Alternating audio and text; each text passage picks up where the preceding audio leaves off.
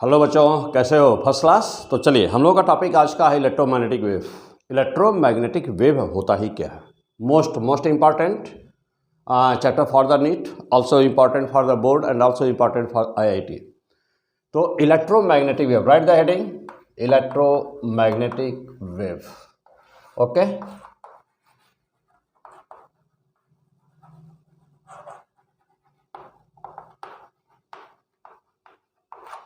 पहला पॉइंट ये कि electromagnetic, what do you mean by the electromagnetic wave.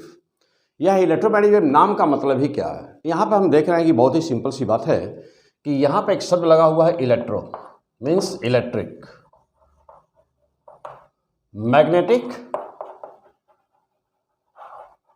Magnetic और ये है एक वेव। तो नाम से जैसा कि बिल्कुल ही क्लियर है कि इलेक्ट्रोमैग्नेटिक वेव यानी कि इसमें इलेक्ट्रिक वेक्टर होगा, मैग्नेटिक, तो मैग्नेटिक यानी कि यहां पर एक बात तो कंफर्म है बिल्कुल ही कि मैग्नेटिक वेक्टर होगा, और अब है wave. Now the point that what do you mean by the wave. ये वेव होता ही क्या है? आप किसे कहते हैं वेव, है ना पॉइंट। चलिए, तो हम लोग देखने जा रहे हैं यहाँ पर इलेक्ट्रोमैग्नेटिक वेव और इसका फुल क्या, क्यों, कैसे, यानी कि पूरी इलेक्ट्रोमैग्नेटिक वेव की धुनाई कैसे होती है। तो आइए चलिए हम लोग देखते हैं। ओके, P100 फिजिक्स, मैं SDP sir. Okay, come on. तो first of all, what do you mean by the wave? What do you mean by the wave? Wave होता ही क्या है कि नहीं? वेव से क्या समझते हैं पहले? तो एक ऐसी वेव से हम सिंपल सा डिफाइन कर सकते हैं इलेक्ट्रोमैग्नेटिक वेव। तो आप कह सकते हैं कि एक ऐसी वेव जिसमें इलेक्ट्रिक फील्ड हो, मैग्नेटिक फील्ड हो, अब कहाँ हो, कैसे हो, किस दिशा में हो, क्या फिर डिफरेंस है, वही तो हम लोग चल रहे धुनाई करने उसका कि ना कैसे प्रोड्यूस होती है, क्या होता है, सब कुछ डिटेल, ना भूतो ना भविष्य। क्लियर? तो ज़बरदस्त तरीके से हम लोग अभी इसको देखने जा रहे हैं। लेकिन अब स्टार्टिंग पहले यहाँ से कि वेव होती ही क्या है, आप वेव से क्या समझते हो?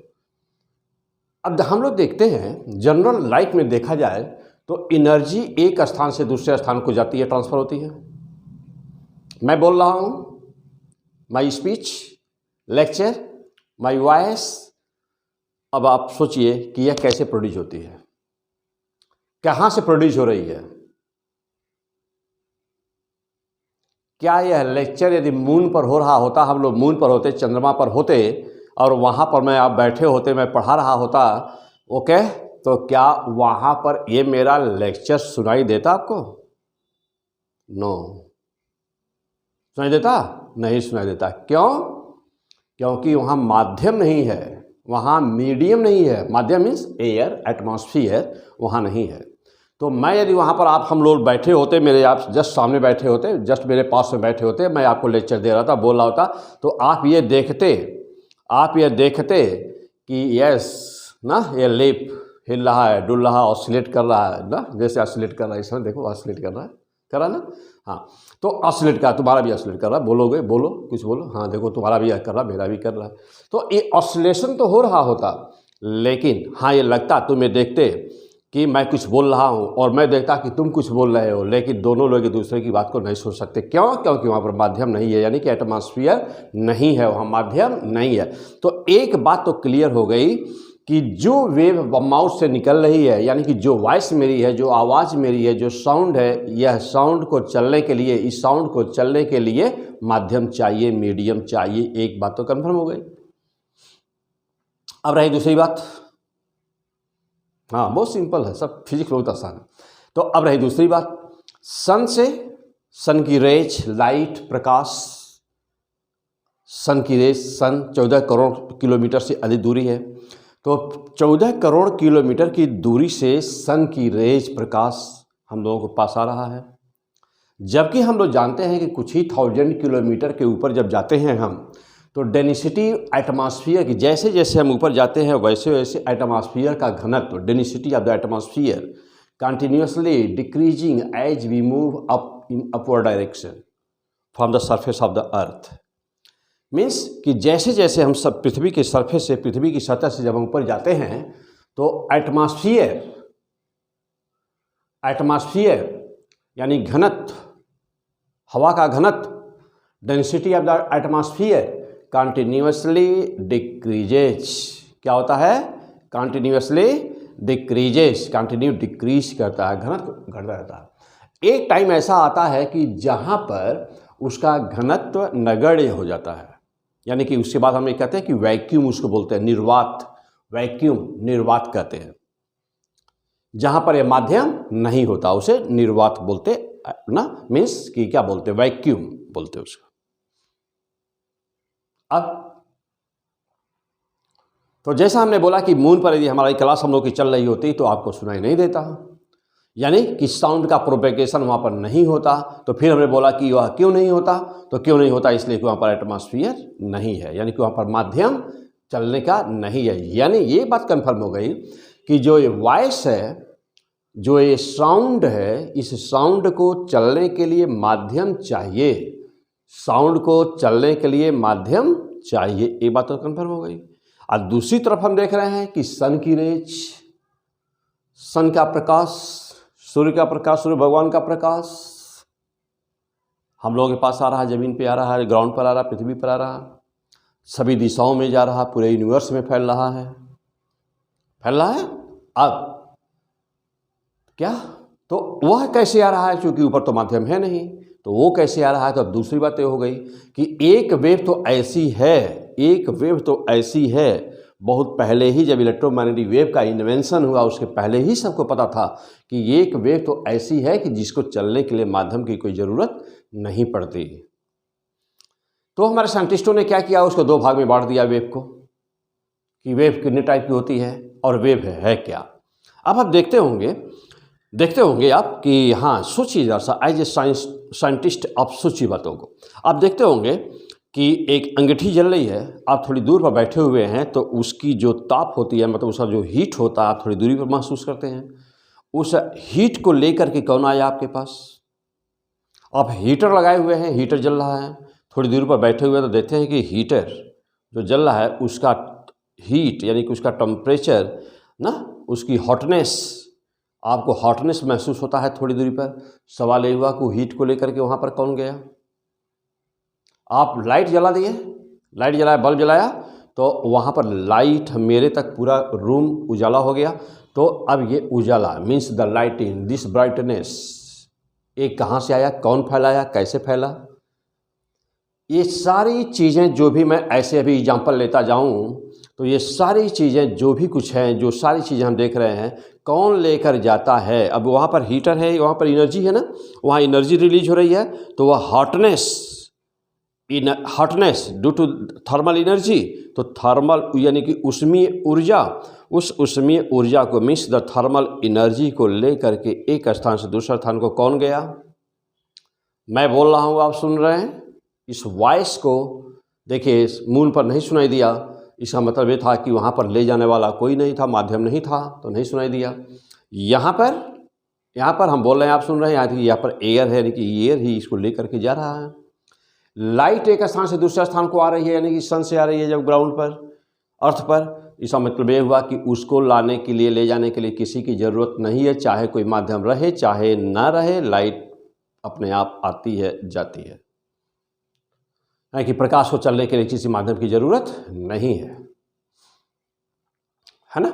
जैसे देख रहे हैं कि ज़मीन पर, जैसे मान लीजिए कि कोई स्टेशन है, अंतरिक्ष में कोई स्टेशन है, स्पेस में, ओके, कोई स्टेशन है, कोई सैटेलाइट है, हमको यहाँ से कंट्रोल करना है, तो देखते हैं कि रिमोट से यहाँ से कंट्रोल होता है। इसका मतलब क्या हुआ कि एक ऐसी वेव है कि जो यहाँ हम रिमोट दबा रहे हैं तो वहाँ पर यानी इंफ्रारेड रेज जो है ना, रिमोट, यस, वहाँ पर ऑपरेट हो रहा है। यहाँ पर हम दबा रहे हैं रिमोट, वहाँ पर ऑपरेट हो रहा है। साइंटिस्ट मेरे ऐसे करते हैं। आप क्या करते हैं? आप देखते हैं, अपनी टीवी चलाते हैं तो रिमोट, यस, क्लिक करते हैं रिमोट, देखते हैं कि टीवी ऑन ऑफ हो रही है, चैनल बदल रहा है, रिमोट से बदल रहा है। कौन है बीच में? सिग्नल कौन लेकर के गया वहाँ तक? वेव। जो भी कुछ आप देख रहे हैं, that is all things are the wave. तो wave, what is the wave? तो जो ये सारी चीज़ें करने वाला है, जितना भी मैंने अभी भी एग्जाम्पल बोला, तो दैट इज़ कॉल्ड वेव। तो now what will be the definition of the wave, यानी कि आप वेव को कैसे डिफाइन करना चाहते हैं, क्या कहना चाहते हैं। इसका मतलब बहुत साफ दिख रहा है कि वेव एनर्जी को ले जा रहा है, चाहे एनर्जी किसी भी टाइप की है, चाहे वह लाइट की एनर्जी है, चाहे वह हीट की एनर्जी है, चाहे वह इंफ्रारेड रेज एनर्जी। एक जैसे आप क्लिक किया, रिमोट क्लिक किया, टीवी चैनल चेंज हो रहा है, तो क्या हो रहा है, एनर्जी का ट्रांसफर। तो जिसके साथ वो रिजोनेंस करेगा वो चैनल पकड़ेगा। बताया हूँ, अभी पीछे सर्किट पढ़े हैं हम लोग, अभी LCR सर्किट पढ़ रहे थे ना, कि वहाँ पर क्या होता है, 2 सर्किट होती है ना, एक होती है एक्सेप्टर सर्किट और दूसरी होती है रिजेक्टर सर्किट। तो जब ब्लॉक लिस्ट में डालना होता है तो हम लोग क्या करते हैं, रिजेक्टर सर्किट में डाल देते हैं, उस नंबर को ब्लॉक कर देगा। और जिसको हम लोग जानते हैं कि बाकी जो आप नंबर डायल करेंगे तो उस फ्रीक्वेंसी वाले वेव से वह क्या कर लेगा, रिजोनेंस कर लेगा। पीछे पढ़ चुके हैं, LCR सर्किट में पढ़े हैं, सब कुछ पढ़े हैं। चलिए, तो now the question that what do you mean by the wave, again the question that what do you mean by the wave, wave होता ही क्या है। कुछ और एग्जाम्पल ले लेता हूँ, देखते हैं आप किताबों में, छोटी किताबों में हर जगह आपको दिया हुआ देख रहे होंगे कि हर जगह दिया हुआ है। क्या दिया हुआ है, हर जगह दिया हुआ है आपको कि जब आप कभी कि एक पत्थर ले लीजिए और एक पत्थर को किसी तालाब में फेंकिए, तो एक पत्थर को तालाब में फेंकते जब हैं तो देखते हैं कि जो ही वह पत्थर गिरता है तो उसके चारों तरफ एक रिपल का फॉर्मेशन होता है, देखते हैं सर्किल जैसा बनता है, उठता है, ऊपर गिरता है, उठता है, गिरता है। और ये पत्थर गिरा तो पत्थर के पास काइनेटिक एनर्जी थी। इस पत्थर ने क्या किया, जब पानी में गिरा तो अपनी एनर्जी को वाटर के मॉलिक्यूल्स को अपनी एनर्जी को ट्रांसफ़र कर दिया। तो जब उसने अपनी एनर्जी को ट्रांसफ़र कर दिया तो एनर्जी पा करके वो मॉलिक्यूल्स क्या करेगा, वह ऑसिलेशन स्टार्ट कर देता है। और क्या करता है, वह ऑसिलेट करता है, चूँकि मूव करने के लिए फ्री है, तो जब मूव करने के लिए फ्री होता है तो वाटर मॉलिक्यूल और गैस मॉलिक्यूल में क्या अंतर होता है।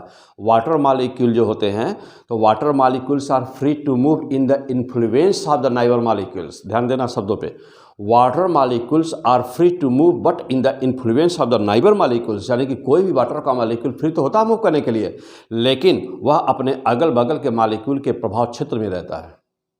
जबकि गैस में क्या होता है, गैस में मॉलिक्यूल्स फ्री होता है और वह अपने अगल बगल से के प्रभाव में नहीं रहता है। तो गैसियस मॉलिक्यूल चाहे जहाँ फ्री होता है मूव करने के लिए, अगल बगल वाले का कोई प्रभाव नहीं पड़ता है। क्लियर। जबकि सॉलिड का मॉलिक्यूल क्या होता है, सॉलिड का डिफाइन कैसे करते हो, तो कहते हो कि सॉलिड का मॉलिक्यूल फ्री मूव करने के लिए नहीं होता है। Solid molecules are not free to move, वो मूव करने के लिए फ्री नहीं होता। और वह फ्री नहीं होता तो इसीलिए वह केवल क्या करता है, अपने स्थान पर वाइब्रेट करता है। Only vibration is the possible in the solid. Clear, okay. अब पॉइंट क्या मेरा हम लोगों का, चलो बेटा अब जरा ध्यान दो।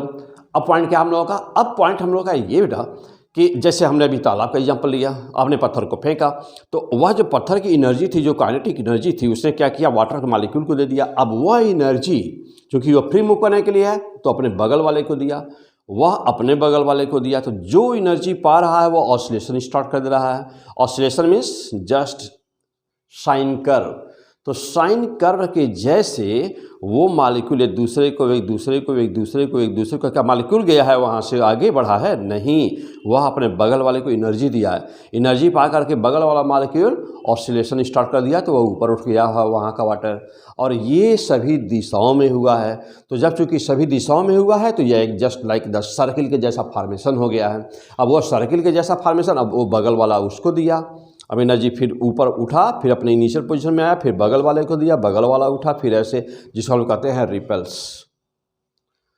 तो ये सारी डिटेल हम लोग पढ़ेंगे। अभी वेव हम लोग का पूरा ब्रांच ही होगी वेव। लेकिन यहाँ पर चूंकि नाम में इलेक्ट्रोमैग्नेटिक वेव में एक शब्द आया है वेव, तो मैं बता देता हूँ, थोड़ा सा इंट्रोडक्शन यहाँ पे दे रहा हूँ कि what do you mean by the wave.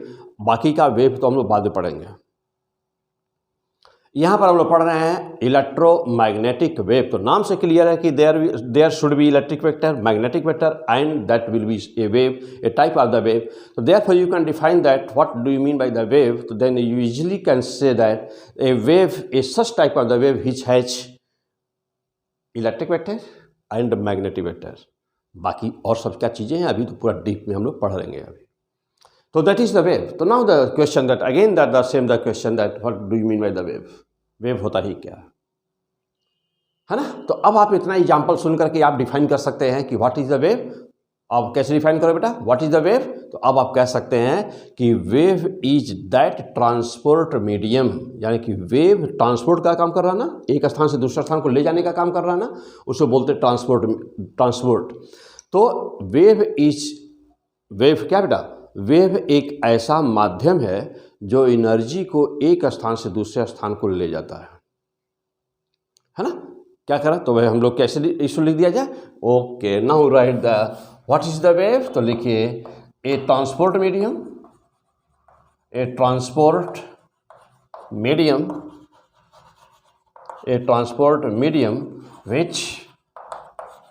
which carry energy from one place to the other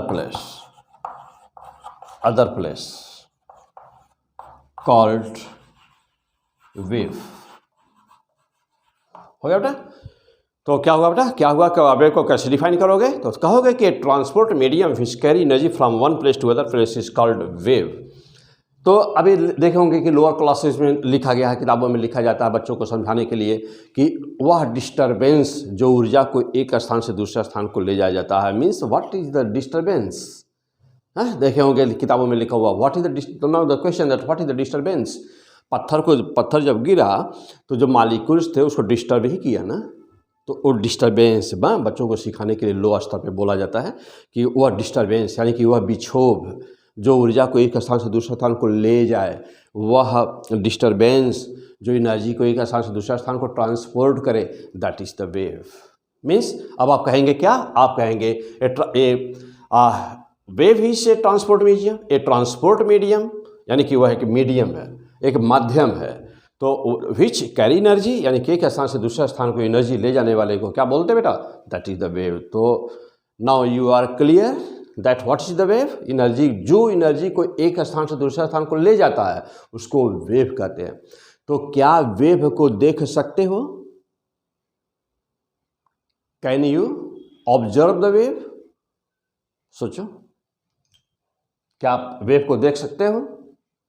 wave दिखाई देती है आपको, करंट दिखाई देती है, इलेक्ट्रिसिटी दिखाई देती है. नो. आप लाइट जल रही है, आप क्या कर रहे हो, तो करंट को देख रहे हैं. एक नंगा वायर है ना, मीन्स कि एक वायर सिंपल वायर, उसमें प्लास्टिक नहीं है. तो यदि एक विदाउट प्लास्टिक वाला एक वायर मेटल का है, उसमें करंट फ्लो करे तो आप करंट को देखते हैं, देख पाएंगे कि हाँ इसमें करंट बह रही है, नहीं देख पाएंगे. तो जैसे आप करंट को नहीं देखते हो, उसके प्रभाव को देखते हो, ऐसे ही आप वेव को नहीं देखते हैं, वेव के प्रभाव को देखते हैं. लाइट सन से आ रही होती है तो आपको लाइट दिखाई देती है, नहीं लाइट नहीं दिखाई देती है, लाइट का प्रभाव दिखाई देता है. कैसे पता चलता है, तो लाइट कहते हो कि वह एनर्जी, प्रकाश क्या होती है, प्रकाश वह एनर्जी होती है जो मेरे रेटिना पे सेंसेशन प्रोड्यूस करती है, उसे प्रकाश कहते हैं. मीन्स कि जो दिखाई देने का आभास प्रोड्यूस करती है उसे लाइट बोलते हैं. तो कहोगे कि व्हाट इज द लाइट. तो light is that part of the electromagnetic wave. अभी आगे सब कुछ आएगा. तो light is the that part of electromagnetic wave which produces the sensation on the retina, which produces the sensation of vision, दिखाई देने का आभास. तो which produces sensation of the vision, that is called light. And this will be A part of the electromagnetic wave. तो अभी हम लोग पढ़ेंगे, स्पेक्ट्रम पढ़ेंगे, इलेक्ट्रोमैग्नेटिक वेव का स्पेक्ट्रम पढ़ेंगे पूरा डिटेल. तो this is the first video of the electromagnetic wave. तो मैं आपको पूरा ना इसकी हिस्ट्री से इंट्रोड्यूस करा रहा हूँ. This is the first lecture of the electromagnetic wave. तो electromagnetic wave part first. Clear. तो अब आप क्लियर हो गए होंगे कि वेव क्या होती है, वेव किसे कहते हैं. आप श्योर हो गए होंगे कि वेव किसे कहते हैं. तो क्या हम वेव को देख सकते हैं. नो. इसका कोई फिजिकल स्ट्रक्चर होता है. नो. इसका कुछ क्या एक एनर्जी कैरी करती है. यस, ये एनर्जी की ही तो मेन काम ही इसका एनर्जी को लेके जाना है.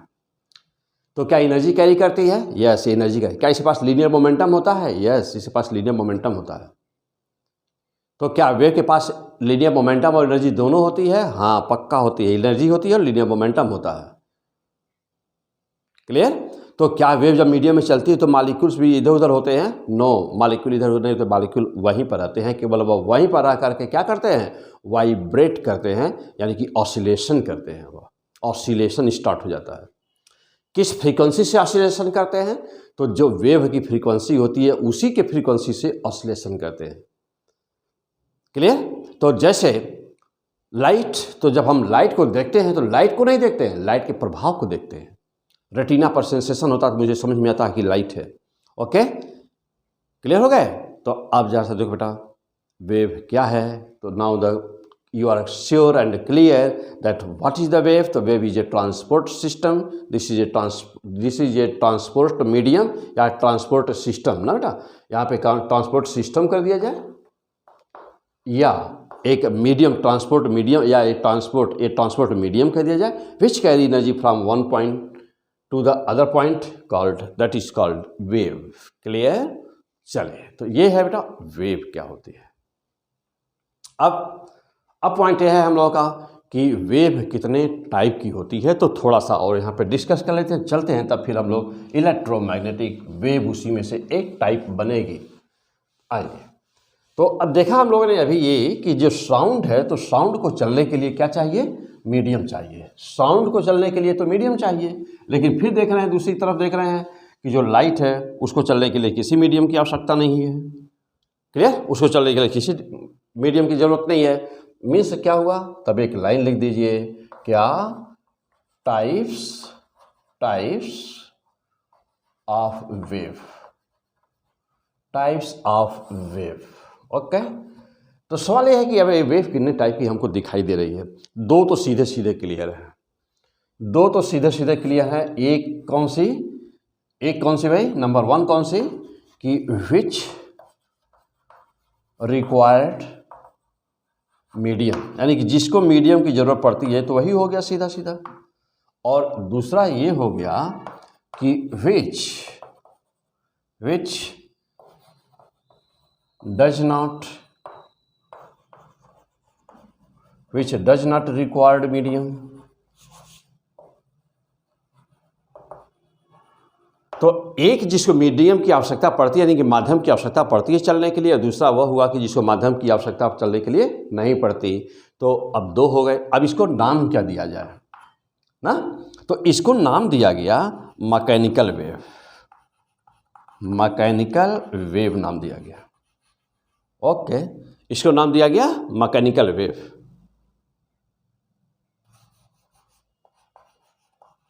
क्या नाम दिया बेटा? इसको नाम दिया गया mechanical. Mechanical wave means Hindi में कहते हैं बेटा इसको यांत्रिक तरंगे। क्या बोलते हैं? यांत्रिक तरंगे।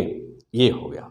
और इसको क्या नाम दिया गया? इसको नाम दिया गया ना, हाँ, वही जो हमारा हम लोगों का चैप्टर है, तो इसको नाम दिया गया इलेक्ट्रोमैग्नेटिक वेव। इसको नाम दिया गया इलेक्ट्रोमैग्नेटिक वेव। मीन्स क्या? वैद्युत, इसका नाम हिंदी में क्या होगा? वैद्युत चुंबकीय तरंगे। वैद्युत चुंबकीय तरंगे और इसका यांत्रिक तरंगे। अब सवाल ये हुआ कि क्या इसका भी कोई और, इसका नेचर कैसा होता है, यानी यह किस तरह की होती है, तो फिर क्या होती है, कैसे होती है, क्यों होती है, अभी हम लोग डिस्कस करेंगे। एक रफ आइडिया ना ऊपर कि एक क्या है नेचर इसका। तो बेटा इसका नेचर होता है ना ऑलवेज कैसी होती है? यह ट्रांसवर्स होती है। Always this is the transverse. Always क्या होती है बेटा? ये always this is the transverse होती है ना बेटा। तो ये होती है ट्रांसवर्स नेचर। बोले चलो अब यहाँ पर जैसा आ जाइए, मैकेनिकल वेव कितने टाइप की होती है बेटा? इसमें क्या एक ही टाइप होगा कि दो? इसमें होता है दो टाइप। अब ये पहला पार्ट और ये दूसरा पार्ट। पहला वाला पार्ट क्या हुआ? पहला वाला पार्ट देख रहे हैं कि ट्रांसवर्स वेव, और दूसरा हो गया ना ट्रांसवर्स वेव, दूसरा हो गया इसका लॉन्गिट्यूडिनल वेव।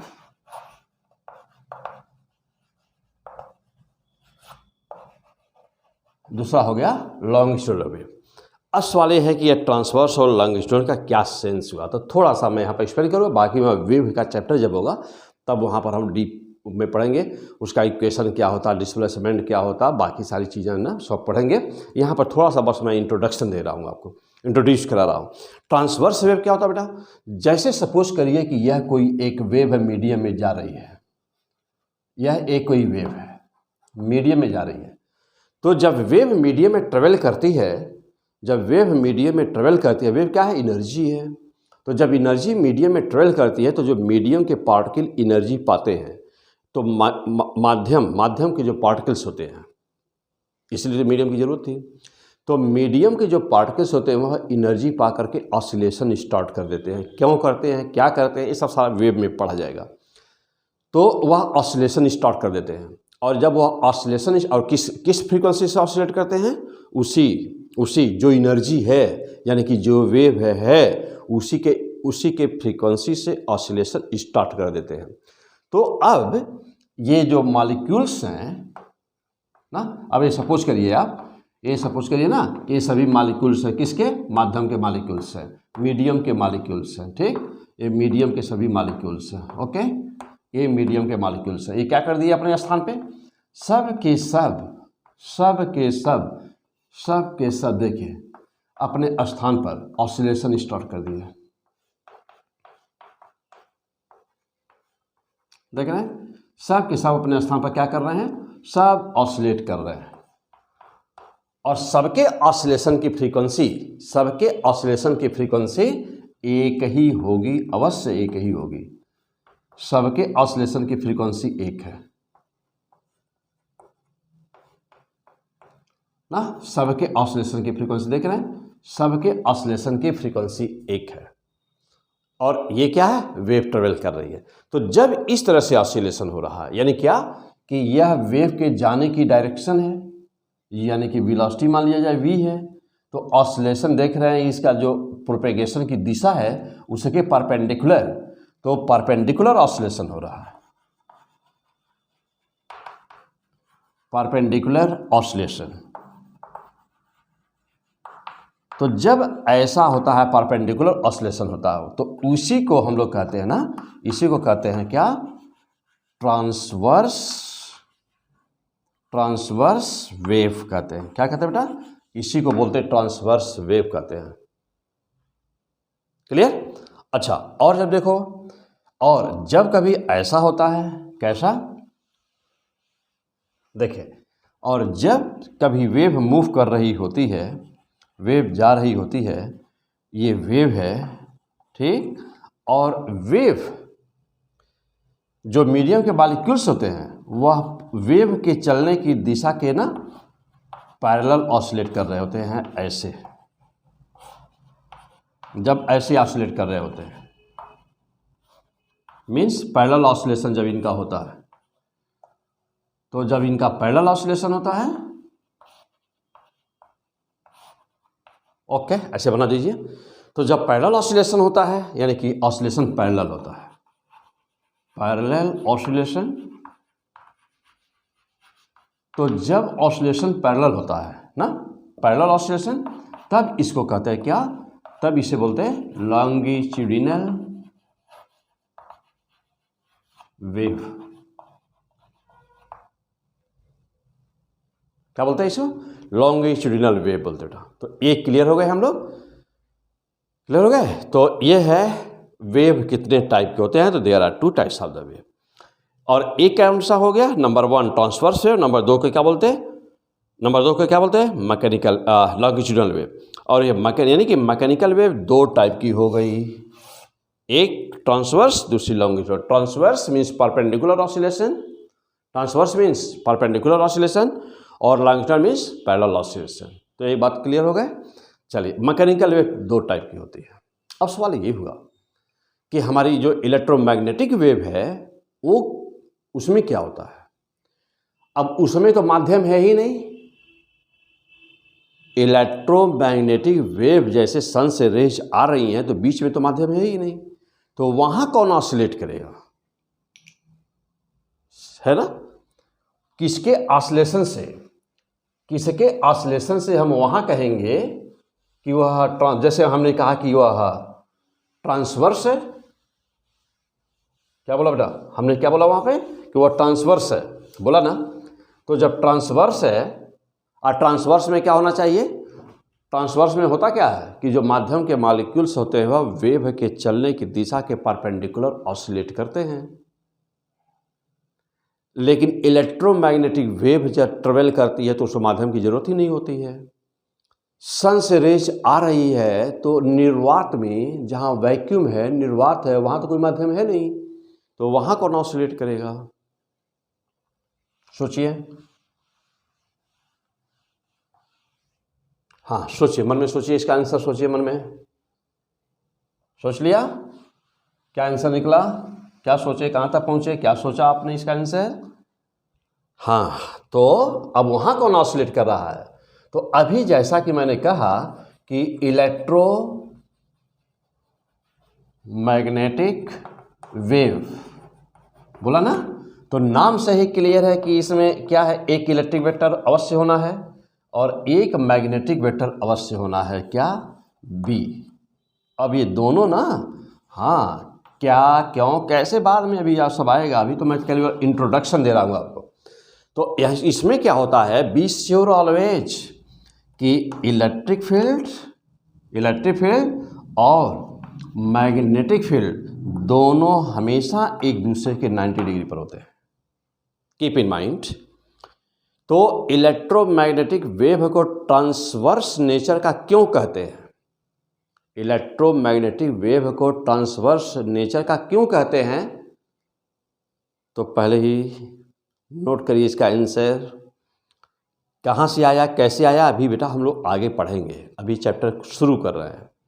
तो इलेक्ट्रोमैग्नेटिक वेव को हम ट्रांसवर्स नेचर क्यों कहते हैं? तो why electromagnetic wave is called transverse. क्यों कहलाता है यह ट्रांसवर्स? इसलिए कहलाता है, अब आंसर इसका why it is so, because vector E and B are always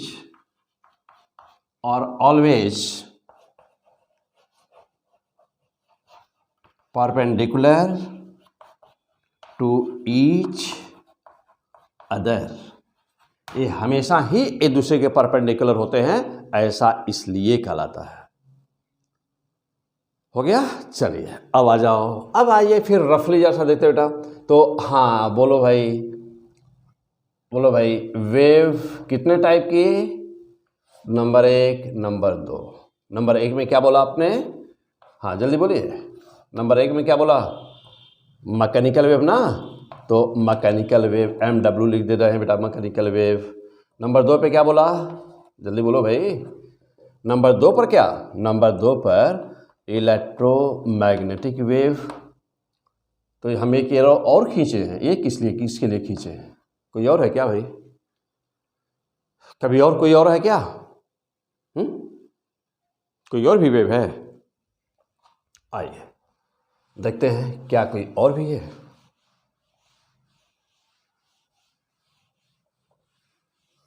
तो क्या कोई और भी है? हाँ, देखा ये गया डी ब्रॉगली नामक साइंटिस्ट ने इन्वेंट किया। क्या देखा? ये अपने प्रैक्टिकल के थ्रू ये देखा कि स्पेस में एक ऐसी भी वेव होती है कि जो ना यह होती है ना ए होती है। हाँ, ये दोनों नहीं होती, इससे डिफरेंट नेचर शो करती है। तो ए वेव, नंबर 3 पर क्या हुआ कि a wave which is not mechanical, यानी कि मैकेनिकल नहीं है, which is not mechanical and also not electromagnetic and also not electromagnetic, that is called that is called, yes, एक नया नाम आया क्या, मैटर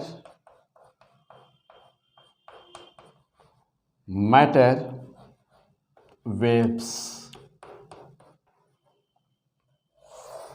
यानी कि 3 नंबर की वेव, एक नई वेव आई 3rd नंबर पर जिसका नाम है matter wave. Now the question that why it is called matter wave. अब ये मैटर वेव तो जानते हैं मॉडर्न फिजिक्स का टॉपिक है। हम लोग matter wave de Broglie concept यहाँ पर हम लोग पढ़ेंगे, हाइपोथेसिस ना, bore hypothesis, de Broglie hypothesis, सब बहुत मजा आएगा, सब पढ़ा जाएगा हाँ जम करके। तो वहाँ पर हम इसको डिस्कस करेंगे। मात्र हम यहाँ पर केवल इंट्रोडक्शन कर दे रहे हैं, आपको इंट्रोड्यूस करा रहे हैं कि व्हाट इज द वेव। तो मैटर वेव, तो that will be the matter wave. And what was the reason behind this, that there will be a third type of the wave. तीसरी भी वेव होगी, इसी जरूरत ही क्यों पड़ी? तीसरी वेव होगी, तीसरी वेव भी होगी, इसकी क्यों जरूरत पड़ी हमको? क्या 2 से 9 काम चल रहा था? नहीं, बिल्कुल नहीं। तीसरी वेव मिली है, यह बहुत ही इंपॉर्टेंट वेव है डी ब्रॉगली मॉडर्न फिजिक्स में, वहाँ पढ़ा जाएगा। यह क्या शो करता है? इसको एक दूसरा नाम भी इसका बेटा, इसको आल्सो कॉल्ड लिखिएगा, also called probabilistic wave, also called probabilistic wave. Clear? नाम से कुछ क्लियर हो रहा। मैटर मीन्स द्रव्य, मैटेरियलिस्टिक पार्टिकल से ही हमेशा लिंक होता है, इसीलिए नाम पड़ा मैटर। क्या नाम पड़ा इसका? मैटर। डी ब्रॉगली कहता है कि कहीं पर भी यदि कोई भी वेव है, कोई भी वस्तु यदि मोशन कर रही है, डी ब्रॉगली कहता मैटर, कहता कि जहां भी मैटर है तो वहां वेव है। तो हम लोग भी क्या है? मैटर। ये बिल्डिंग क्या है? मैटर। आपकी किताब कॉपी क्या है? मैटर। और डी ब्रॉगली क्या कहता? Matter wave. डी ब्रॉगली क्या कह रहा matter wave. Matter wave means जहां भी मैटर है वहां वेव है। उसे कहने का सेंस है कि जहां मैटर यदि है तो वहां वेव है, यानी कि मैटर हमेशा वेव से लिंक होता है, वो ये कहना चाहता है ना। तो मीन्स डी ब्रॉगली के according matter always linked with a wave, matter always link A wave, यानी कि मैटर ही है तो वहाँ पर एक वेव पक्का है, अवश्य है। इसका मतलब यह है कि आप क्रिकेट की बॉल को हिट किया, मान लीजिए कि 200 ग्राम का बॉल है, आपने हिट किया, उसकी वेलोसिटी सपोज करिए कि 10 मीटर पर सेकेंड है, या 0.5 मीटर पर सेकेंड है, या 0.1 मीटर पर सेकेंड है, कुछ भी वेलोसिटी है। तो वहाँ पर यानी कि क्या हो गया? मास तो है ही, वेलोसिटी भी है, तो मास गुणे वेलोसिटी यानी लीनियर मोमेंटम हो गया, हुआ ना, लीनियर मोमेंटम हो गया। यानी कि मास भी होगा, वेलोसिटी भी होगी, पक्का मास भी होगा, वेलोसिटी भी होगी इस वेव में। और हर वेव में क्या इसी में नहीं, प्रकाश में मोमेंटम, लीनियर मोमेंटम होता है कि नहीं? प्रकाश में, लाइट में, इलेक्ट्रोमैग्नेटिक वेव में लीनियर मोमेंटम है कि नहीं? है भाई। कैसे, कहाँ से? हाँ, मास कहाँ से? तो आप अभी पढ़ेंगे क्वांटम मैकेनिक्स, यानी कि मैक्सवेल प्लांक हाइपोथेसिस कि लाइट किस फॉर्म में चलती है। पढ़ेंगे dual nature of the light. Light क्या है? लाइट वेव भी है और मैटर भी है। लाइट किस फॉर्म में चलती है? फोटॉन के फॉर्म में चलती है। फोटॉन के पास क्या होता है? 2 मास होते हैं। कौन कौन? रेस्ट मास और डायनामिक मास। और तो यानी कि लाइट किस फॉर्म में है? फोटॉन के पास मास, यानी कि लाइट के पास मास। तो क्या लाइट के पास मास होता है? हाँ भाई, लाइट के पास मास। कौन सा मास? Dynamic means always in the motion. तो फोटॉन का रेस्ट मास कितना?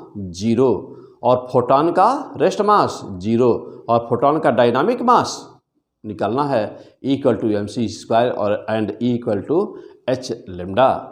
क्लियर? यानी कि लाइट के पास क्या है? मास। अब निकाल के दिखा दूं, बेटा। E बराबर mc² और E बराबर क्या होता है? E बराबर h न्यू। क्लियर? तो अब यह इक्वेशन कौन देने वाला था? आइंस्टीन। ये इक्वेशन कौन देने वाला था? Planck, Maxwell Planck. दो तो जैसे मान लीजिए कि यम मास को हमने नष्ट कर दिया, तो यम मास को नष्ट करेंगे तो जानते हैं ना कि दुनिया में दो ही चीज़ें हैं, केवल दुनिया में केवल दो चीज़ें हैं, क्या? मास और एनर्जी। दुनिया में केवल दो ही चीज़ें, mass means energy and wave, energy and wave. Mass हमेशा किस में बदलता है? एनर्जी में। एनर्जी किस में बदलती है? एनर्जी किस में बदलती है? अरे मास बदला एनर्जी में, एनर्जी बदलेगा मास में, तो मास और एनर्जी दो ही चीज़ें हैं। जहाँ एनर्जी बोलेंगे तो वहाँ पर वेव, यानी कि एनर्जी को कौन ले जाएगा? वेव, यानी कि दो ही चीज़ें हैं, क्या? मास और वेव, यानी कि मास और एनर्जी। तो यहाँ पर देखिए, तो अब ये दो इक्वेशन नंबर 1 एंड नंबर 2, इन दोनों को यदि इक्वेट किया जाए तो पाएंगे हम लोग क्या? mc² upon h new. Okay, अब m बराबर क्या हुआ बेटा? m बराबर क्या हुआ? h new upon c²। इसको क्या बोलते हैं? दिस इज कॉल्ड डायनामिक मास। सवाल यह है कि यहाँ पर डायनामिक नाम क्यों आया? डायनामिक नाम क्यों आया? डायनामिक का मतलब होता है मोशन, यानी कि बॉडी मोशन में हो ना, तो डायनामिक मास मीन्स मोशन में आया बेटा। तो यह this is the mass, this is the dynamic mass. और रेस्ट मास कितना हुआ? 0। तो रेस्ट मास यानी कि m रेस्ट कितना? 0। E=h क्या है? एनर्जी ऑफ, लिखिए वहाँ पर, energy of photon, energy of photon. तो अब ये सब हम लोग पढ़ेंगे मॉडर्न फिजिक्स में, ये पूरा टॉपिक सब कुछ आएगा बेटा मॉडर्न फिजिक्स में। तो अभी मात्र मैं चैप्टर का इंट्रोडक्शन दे रहा हूं, मात्र मैं चैप्टर का इंट्रोडक्शन दे रहा हूं। किस चैप्टर का? Electromagnetic wave. इलेक्ट्रोमैग्नेटिक वेव क्या है? Electromagnetic wave. तो अब इलेक्ट्रोमैग्नेटिक वेव पर जाने के पहले देखा हम लोगों ने कि वेव क्या है। तो फिर से बार रिवाइज। वेव कितने टाइप की? 3 टाइप की। कौन कौन? Mechanical wave, electromagnetic wave, matter wave, 3 type की वेव। अब सवाल ये है कि किस बेस पर ये कहा गया कि ये 3 टाइप की वेव है ना? इनको अलग क्यों किया?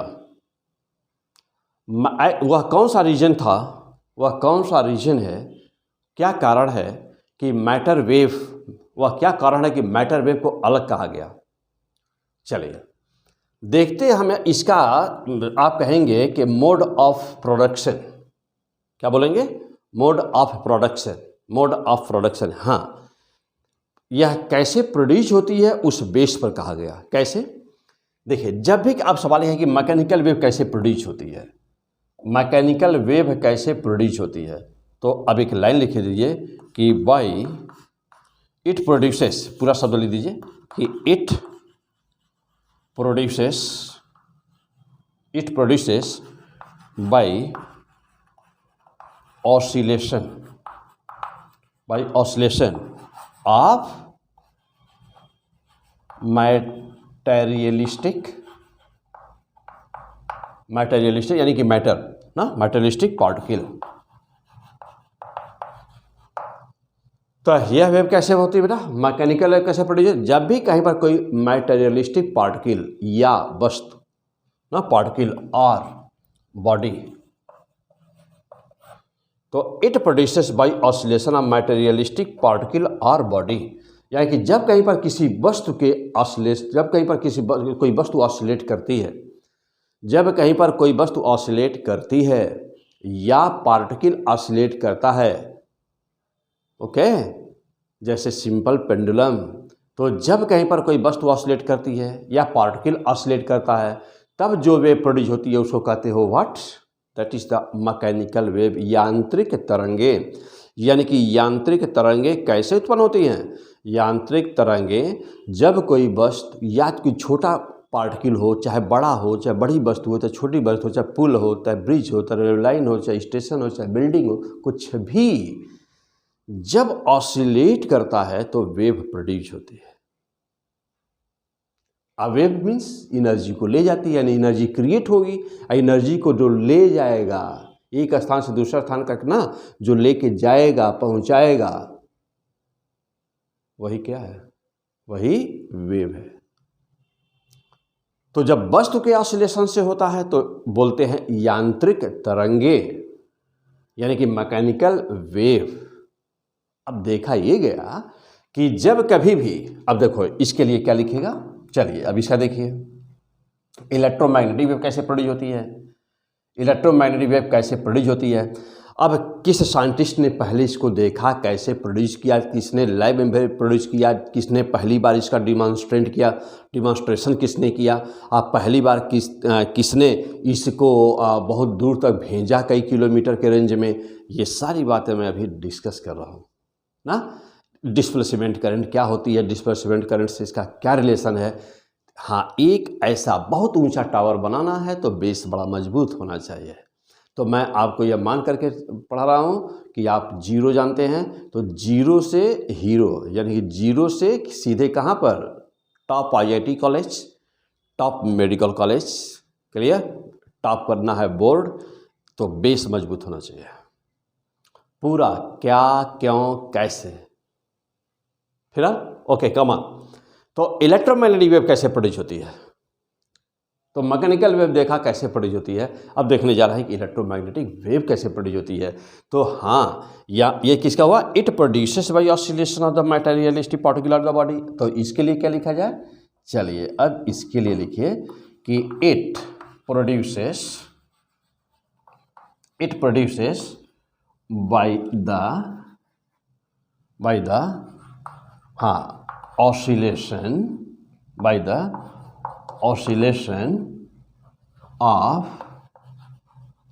oscillation of charge on the sheet, या कह दिया जाए कि R on the plates of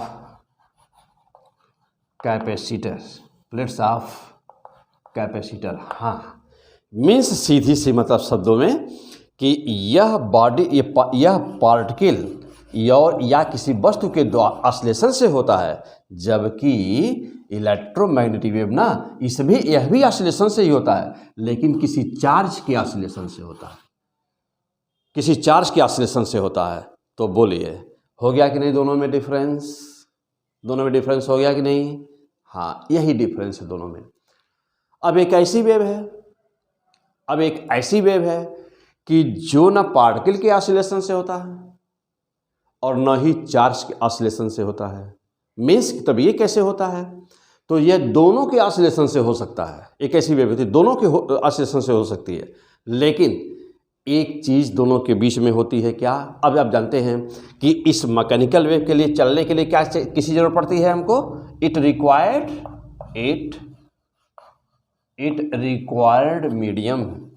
means इसको चलने के लिए तो माध्यम की ज़रूरत है, लेकिन अब जैसा ये स्पेस बनाना पड़ेगा कहीं पर। देखिए चलिए भी लीजिए, कहीं पर जगह तो लिखिए, इसके नीचे लिखिएगा, आप इसके नीचे लिखिए कि इसके चलने के लिए it does not required medium. Electromagnetic wave को चलने के लिए मीडियम की जरूरत नहीं पड़ी।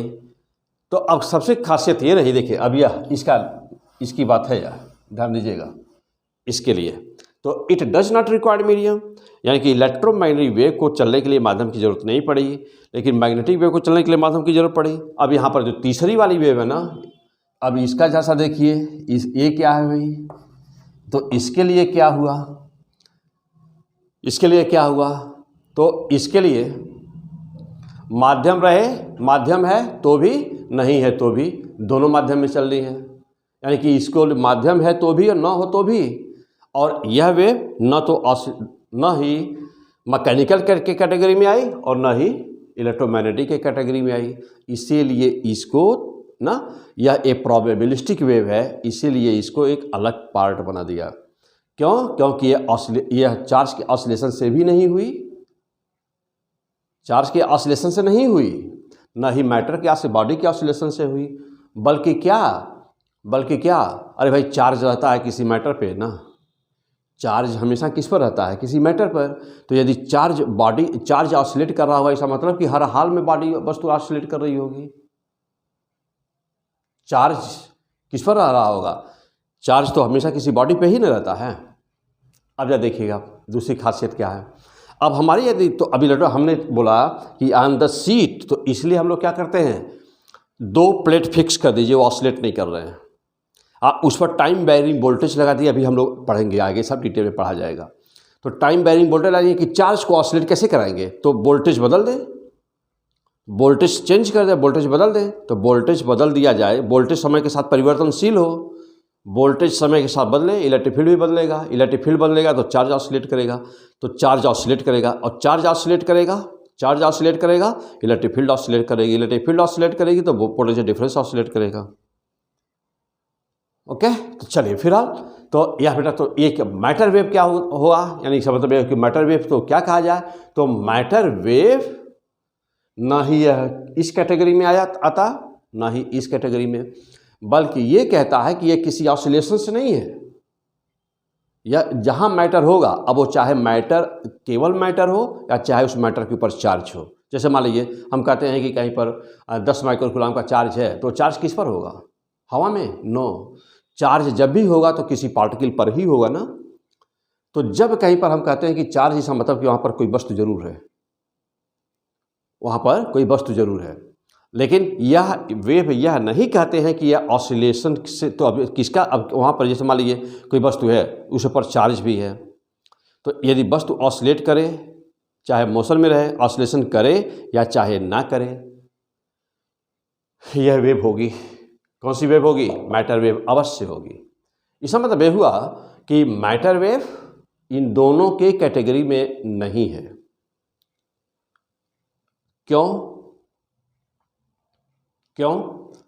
मैटर वेव, सीधी सी बात, 2 शब्दों में सुनिए, यदि मैकेनिकल वेव के लिए माध्यम चाहिए, मैकेनिकल वेव को चलने के लिए माध्यम चाहिए, इसको चलने के कोई माध्यम नहीं चाहिए। इसका मतलब कि मैकेनिकल वेव नहीं है, पक्का कंफर्म। मैकेनिकल वेव को चलने के लिए माध्यम चाहिए, मैटर वेव को चलने के लिए कोई माध्यम नहीं चाहिए। तो ये बात तो 100% श्योर हो गया कि यह मैकेनिकल नहीं है। दूसरा, चार्ज के ऑसिलेशन से प्रोड्यूस होती है इलेक्ट्रोमैग्नेटिक वेव, यह चार्ज के ऑसिलेशन से इसका कोई लेना देना नहीं है। चाहे वो ऑसिलेट करे चाहे ना करे, यह प्रोड्यूस होगा। यदि मैटर है तो प्रोड्यूस होगा, चाहे उस पर चार्ज रहे चाहे ना रहे। एक क्रिकेट की बॉल है, हमने बैट से हिट किया, बॉल को मारा, स्ट्रोक लगाया, बॉल ना सिक्सर के लिए बाउंड्री के बाहर जा रहा है, हवा में है, तो हवा में है तो ऑसिलेट नहीं कर रहा है। सपोज करें कि वो स्ट्रेट लाइन मोशन कर रहा है, पैराबोलिक प्रोजेक्टाइल बनाता हुआ जा रहा है, क्लियर, प्रोजेक्टाइल बनाता हुआ जा रहा है, उसके पास मैटर वेव है कि नहीं, पक्का है, अवश्य है। जहाँ भी मैटर होगा वहाँ पर मैटर वेव होगी। तो स्पेस में यह वेव क्या शो करती है, यह वेव मैटर वेव यह शो करती है कि स्पेस में कहीं पर भी यदि यह वेव है तो वहाँ मैटर अवश्य होगा। दूसरे शब्दों में कहें कि यदि कहीं पर भी मैटर है तो वहाँ पर यह वेव अवश्य होगी। यदि यह वेव है वहाँ तो इसका मतलब कि वहाँ पर मैटर है, और यदि यह वहाँ कहीं मैटर है तो यह वेव अवश्य है, यानी कि कहीं पर भी मैटर है तो यह उससे लिंक होती है। तो यह इसीलिए यह एक थर्ड टाइप की वेव हो गई, और इसको कहा गया प्रोबेबिलिस्टिक वेव, यानी कि संभावना व्यक्त करती है। किसके पाए जाने की संभावना व्यक्त करती है, द्रव्य के, मैटर के, या इसीलिए कहते हैं प्रोबेबिलिटी में संभावना, प्रोबेबिलिस्टिक यानी कि संभावना व्यक्त करती है। यह एक ऐसी वेव है, संभावना वाली वेव है। किसकी संभावना व्यक्त करती है, किसकी संभावना, सिलेक्शन की, हाँ पक्का हाँ तो तैयार, तो सिलेक्शन तो पक्का ही है।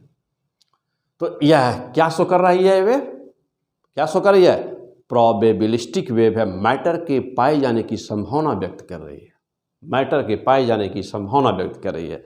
तो ये तो था कि रीजन, ये 3 मेन रीजन थे, यह 3 मेन रीजन थे कि मीन्स ये 3 टाइप की जो मेन वेव थी, तो उनके पीछे यह रीजन था 3, क्या कि मैकेनिकल वेव किसे कहते हैं, ट्रांसवर्स वेव मैकेनिकल वेव किसे कहते हैं, इलेक्ट्रोमैग्नेटिक वेव किसे कहते हैं, मैटर वेव किसे कहते हैं। मैटर वेव पूरे मॉडर्न फिजिक्स में हम लोग पढ़ेंगे, जहाँ पर बोर की हाइपोथेसिस होगी तो वहाँ पर पढ़ा जाएगा। वह ज़बरदस्त वहाँ पर पूरा बहुत ये लंबा टॉपिक है, ये 2 लाइन का नहीं है, ये पूरा पूरा वह ज़बरदस्त वहाँ पे न्यूमेरिकल इस पर आता है, पक्का न्यूमेरिकल आना है, ये फिक्स है।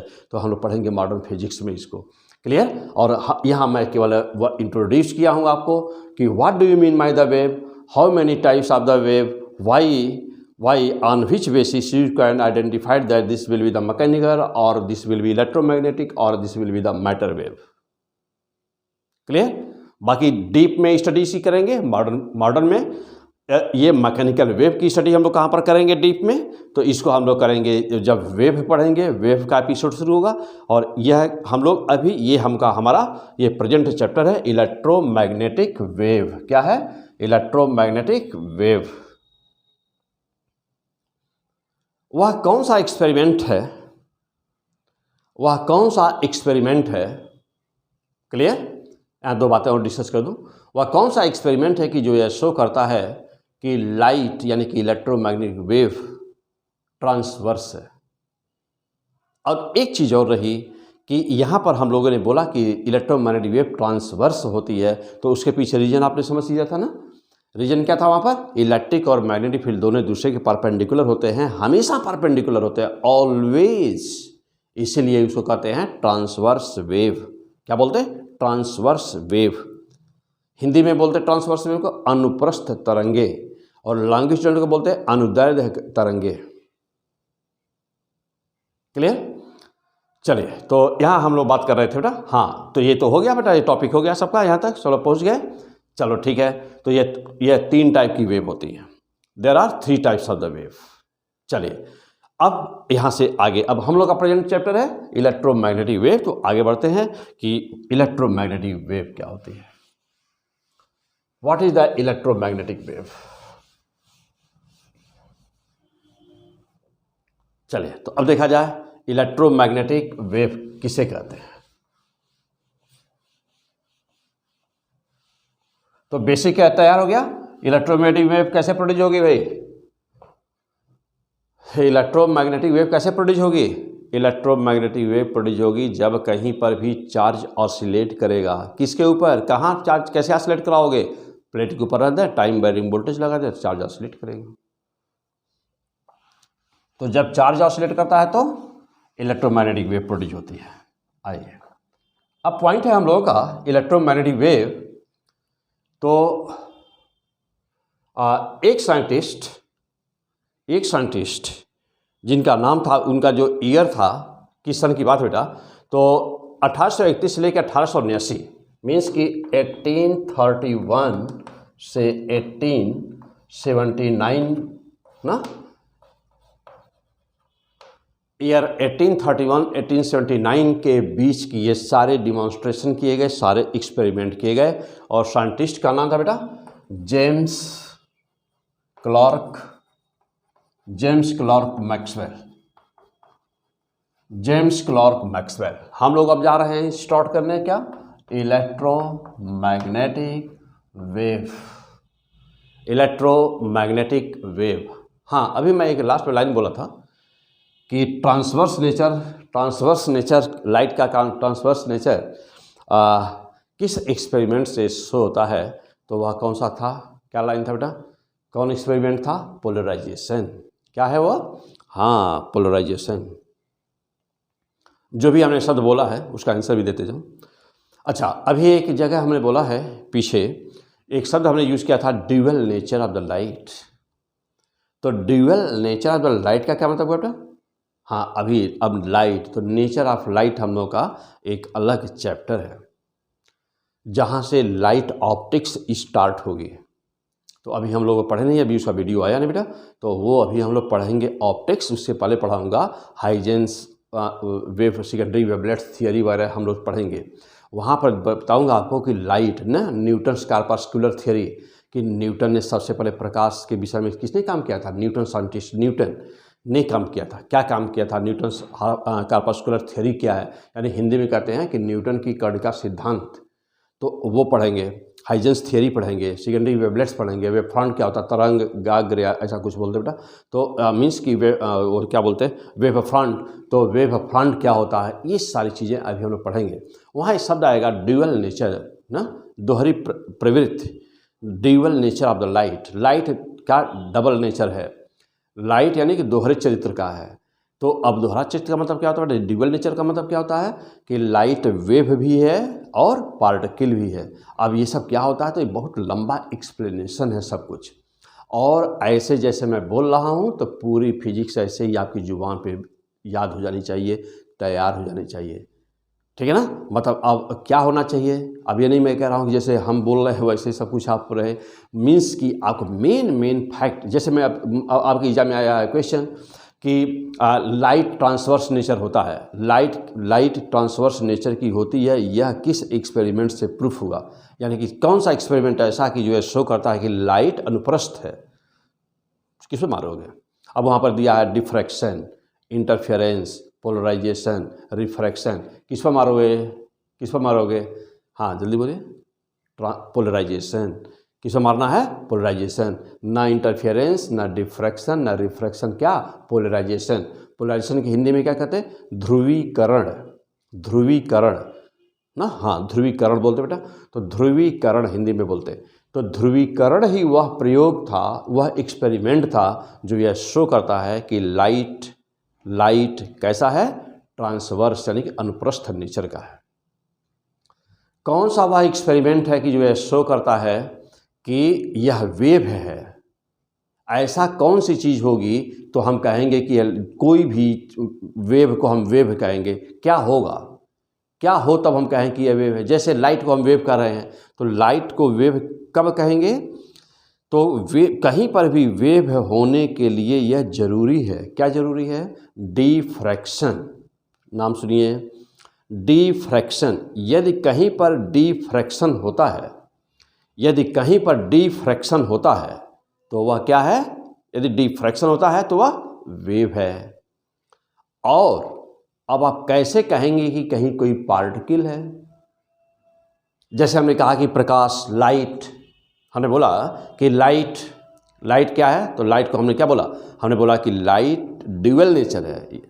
तो लाइट में हिंदी में कहते हैं डिफ्रैक्शन को विवर्तन, तो लाइट में विवर्तन यानी कि डिफ्रैक्शन होता है, तो ये तो पक्का हो गया कि लाइट वेव है। अब लाइट के पास क्या रेखीय संवेग है, क्या लीनियर मोमेंटम है, तो जिसके पास लीनियर मोमेंटम होता है उसे कहते हैं पार्टिकल नेचर। क्या बोलते हैं उसको, पार्टिकल नेचर। तो पार्टिकल नेचर होने के लिए क्या जरूरी हुआ, पार्टिकल नेचर होने के लिए क्या जरूरी हुआ, रेखीय संवेग। तो क्या लाइट के पास रेखीय संवेग है, हाँ है। कहाँ है, कितना है, क्यों है, आगे एपिसोड में पढ़ेंगे कितना है, इसी एपिसोड में इलेक्ट्रोमैग्नेटिक वेव में ही आएगा, सब कुछ इसी में आएगा। तो इसी में पढ़ेंगे हम कि लाइट इलेक्ट्रोमैग्नेटिक वेव है तो इसका लीनियर मोमेंटम कितना है, इलेक्ट्रोमैग्नेटिक वेव का इसका लाइट का समीकरण क्या है। अब यहाँ दो वेक्टर हैं, तो कौन सा वेक्टर इसमें उजाला यानी कि ब्राइटनेस, जो प्रकाश की, आप देख दो बाहर, अब प्रकाश है मान लीजिए, अब यहाँ जैसे मान लीजिए उजाला है, मैं उजाला भी लाइट बुझा दूँ तो अंधेरे में खड़ा हो जाऊँगा, तो कैसे आप देखेंगे मुझको। तो आप देख रहे हैं, तो यह लाइट है। अब यह लाइट में, तो इसमें चूंकि लाइट में दो वेक्टर हैं, एक है इलेक्ट्रिक वेक्टर और दूसरा है मैग्नेटिक वेक्टर, तो यह उजाला के लिए कौन जिम्मेदार है, ऑप्शन केवल मैग्नेटिक वेक्टर, दूसरा ऑप्शन केवल इलेक्ट्रिक वेक्टर, तीसरा ऑप्शन दोनों जिम्मेदार हैं, चौथा ऑप्शन ये दोनों जिम्मेदार नहीं है, कोई और कारण है जिसकी वजह से उजाला होता है। हमारे निशान जो अच्छा लगे, जो अच्छा लगे मार दो, कौन सा अच्छा लग रहा है, दोनों नहीं, केवल इलेक्ट्रिक वेक्टर। कौन जिम्मेदार इसके लिए है, केवल इलेक्ट्रिक वेक्टर इस उजाले के लिए जिम्मेदार है। अब इसमें न्यूमेरिकल आएगा तो कैसे सॉल्व करोगे, इन दोनों के बीच क्या संबंध है, वेलोसिटी प्रकाश की चाल c है, तो c और b और e के बीच में क्या संबंध है, ये उजाला किसके कारण से हुआ, ओनली इलेक्ट्रिक वेक्टर। और यही कारण है कि इलेक्ट्रिक वेक्टर को कहते हो क्या, इलेक्ट्रिक वेक्टर को कहते हो ऑप्टिक वेक्टर, यानी प्रकाशीय वेक्टर ना, ऑप्टिकल वेक्टर कहते हो। क्या, ऑप्टिकल वेक्टर या लाइट वेक्टर ना। तो ई को क्या कहते हो, ई को कहते हो क्या, लाइट वेक्टर। लाइट वेक्टर यानी क्या, ऑप्टिकल वेक्टर या ऑप्टिकल वेक्टर, क्या बोलते हो इसको। हाँ, और क्या बी भी जिम्मेदार है, ब्राइटनेस, लाइटिंग के लिए कौन जिम्मेदार है बेटा, ब्राइटनेस। ब्राइटनेस के लिए कौन जिम्मेदार है, तो only this is the responsible. क्या बी का कोई रोल है, no, B has no role. ये उजाले के लिए केवल यह है जिम्मेदार, इसलिए बोलते हैं लाइट वेक्टर या ऑप्टिकल वेक्टर बोलते हैं इसको।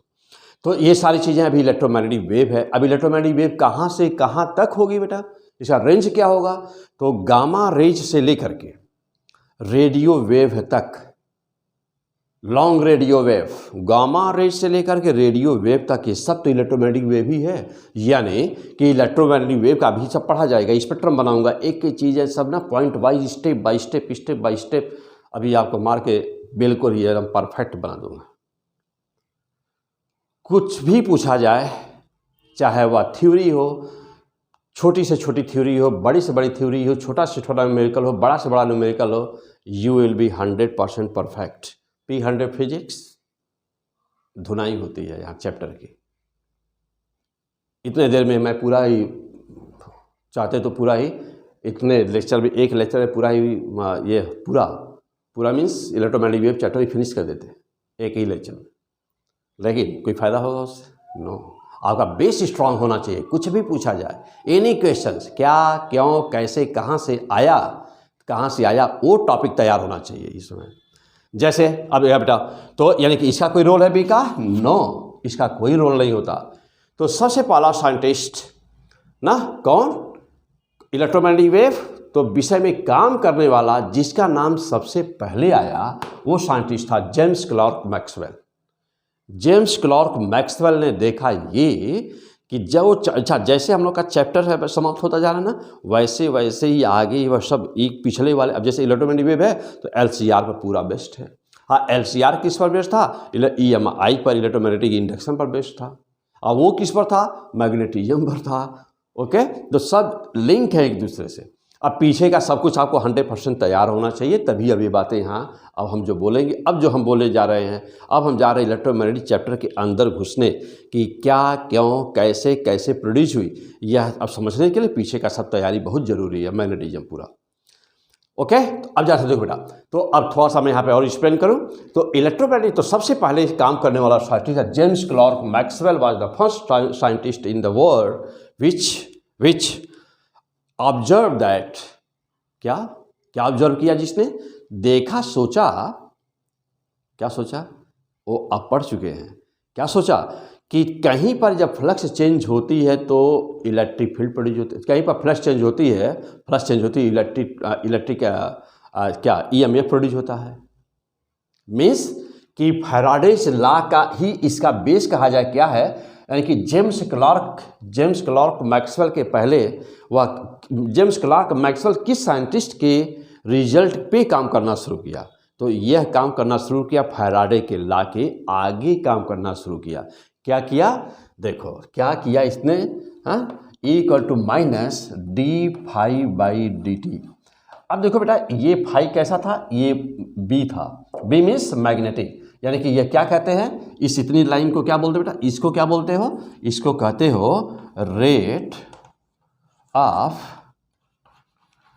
ऑफ चेंज ऑफ क्या,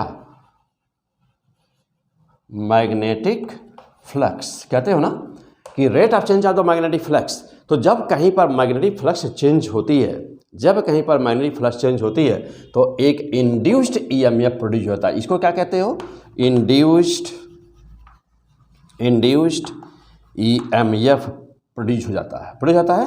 अब जानते हो, क्या जानते हो भाई, कि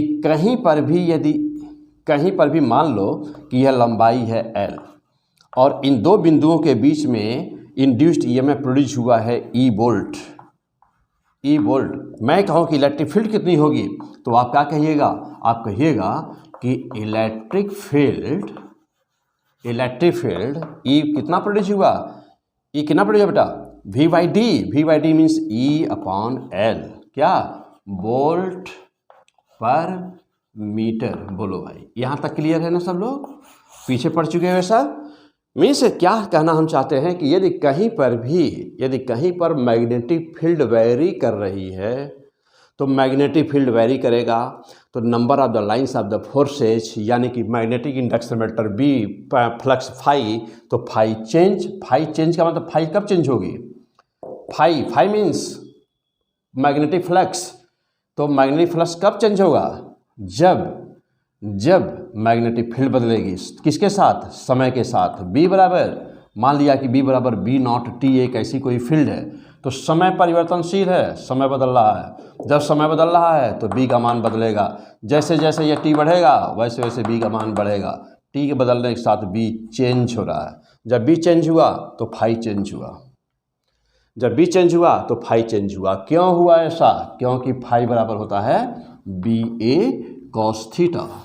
तो B changes, phi changes produces E produces, तो कैपिटल ई प्रोड्यूसेस मतलब इलेक्ट्रिक फील्ड। सीधे से शब्दों में यदि कहा जाए, कहीं पर भी जब मैग्नेटिक फील्ड वेरी करती है तो वह इलेक्ट्रिक फील्ड प्रोड्यूस करती है। ये तो सब जानते थे, ये तो फैराडे बहुत पहले बता दिया था, ये बात तो फैराडे बता दिया था। फैराडे का फर्स्ट लॉ, फैराडे का सेकंड लॉ ऑफ इंडक्शन, फिर आया लेंज लॉ। तो ये तो सब जानते हैं कि इंडक्शन के 3 लॉ, जिसमें से 2 फैराडे दिया और 1 लेंज दिया। तो इसने क्या किया, किसने, जेम्स क्लर्क मैक्सवेल ने क्या किया। यस, यही वो साइंटिस्ट था कि जिसने सोचा कि क्या इसका उल्टा संभव है, यानी कि इलेक्ट्रिक फील्ड यदि कहीं बदले, इलेक्ट्रिक फील्ड यदि बदले तो क्या मैग्नेटिक फील्ड प्रोड्यूस होती है, क्या इलेक्ट्रिक फील्ड के बदलने से मैग्नेटिक फील्ड वेरी करती है। यही वो साइंटिस्ट था। तो इसने क्या सोचा इसने कि क्या रिवर्स इज पॉसिबल। तो एक लाइन क्या सोचा, is it's reverse is a possible. आप सोचिए, आप इसके जगह पे रहते तो क्या कहते हैं। हाँ, आज के कई 100 साल हो गए, तो आज आप उसके जगह पर रह करके सोचिए कि is it possible, is it's reverse is possible, यानी बी के बदलने से इलेक्ट्रिक फील्ड प्रोड्यूस हुआ। ये तो फैराडे का सिद्धांत है। तो बी के बदलने से इलेक्ट्रिक फील्ड प्रोड्यूस है, तो फैराडे ने बोल दिया। अब आप जेम्स क्लर्क मैक्सवेल के जगह पर रह करके सोचिए कि is it's reverse is also possible, क्या इसका उल्टा भी संभव है। आप सोचिए, सोच रहे हो कि नहीं, सोचो। कब तक, अगले एपिसोड तक। कब तक सोचना है, अगले एपिसोड तक सोच के रखे रहो। क्लियर। तो आज का एपिसोड हम यहीं पर फिनिश करते हैं, और इसी इंटरेस्टिंग